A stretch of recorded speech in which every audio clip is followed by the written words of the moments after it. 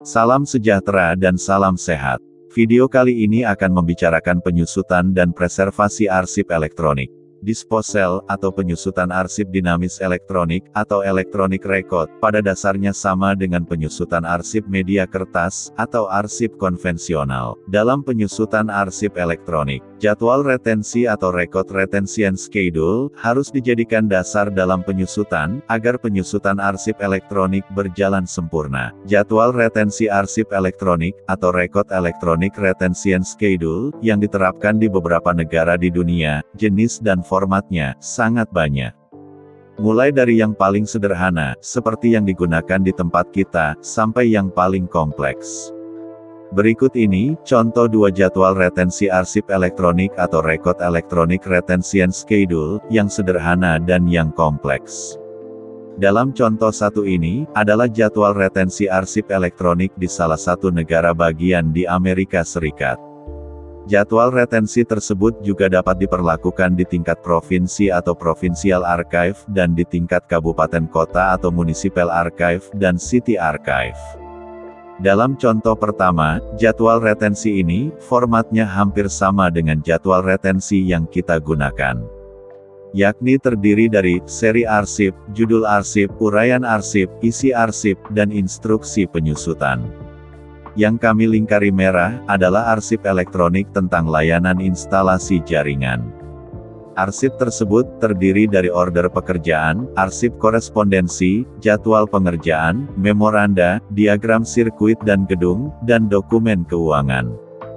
Dalam kolom instruksi penyusutan, dijelaskan bahwa arsip-arsip tersebut dihancurkan, setelah 1 tahun pengerjaan instalasi jaringan, diselesaikan.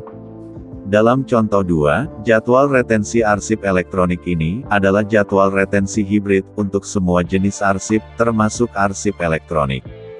Jadwal retensi ini, dapat digunakan untuk semua organisasi, di negara bagian Texas.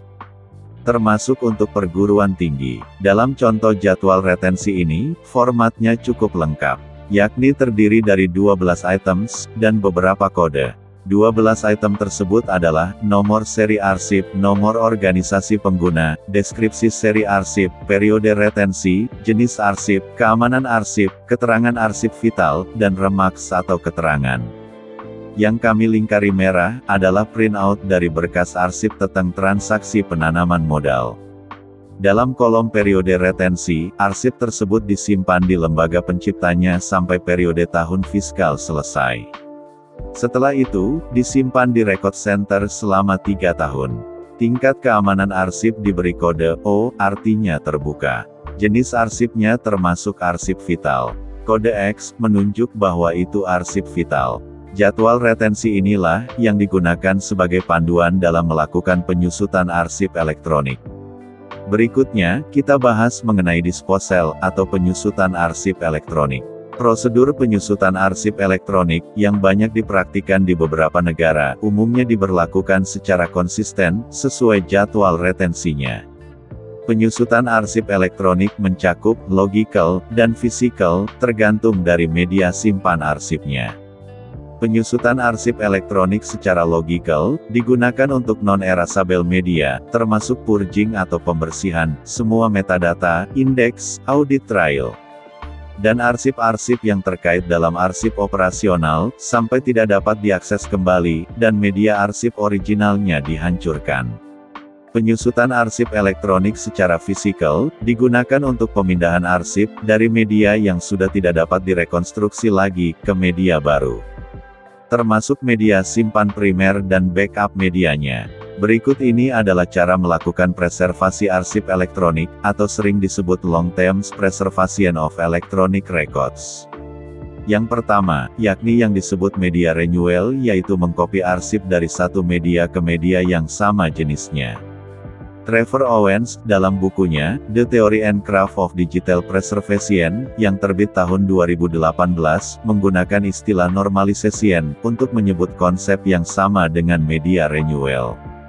Sementara itu, Ross Harvey, dalam bukunya, Preserving Digital Materials, yang terbit tahun 2012, menggunakan istilah refreshing. Contoh mengenai media renewal ini misalnya dari hard disk lama ke hard disk yang baru. atau ke SSD, Solid State Disk. Yang kedua, yakni yang disebut media copy, yaitu mengcopy atau reformatting arsip dari satu media ke media jenis lain. Yang kedua, yakni yang disebut media copy, yaitu mengcopy atau reformatting arsip dari satu media ke media jenis lain. Trevor Owens menggunakan istilah yang sama, yakni copy. Dan Ross Harvey menggunakan istilah copying. Contoh mengenai media copy ini misalnya dari hard disk ke SSD Solid State Disk. Yang ketiga, yakni yang disebut media transfer, yaitu perubahan menyeluruh sistem manajemen file, dari satu software dan teknologi ke software dan teknologi yang lain. Yang ketiga, yakni yang disebut media transfer, yaitu perubahan menyeluruh sistem manajemen file, dari satu software dan teknologi ke software dan teknologi yang lain. Trevor Owens menggunakan istilah migration, dan Ross Harvey menggunakan istilah replication. Contoh mengenai media transfer ini, misalnya, untuk software, dari Windows ke Linux, atau sebaliknya. Demikian, penjelasan singkat mengenai penyusutan, dan preservasi arsip elektronik. Semoga bermanfaat.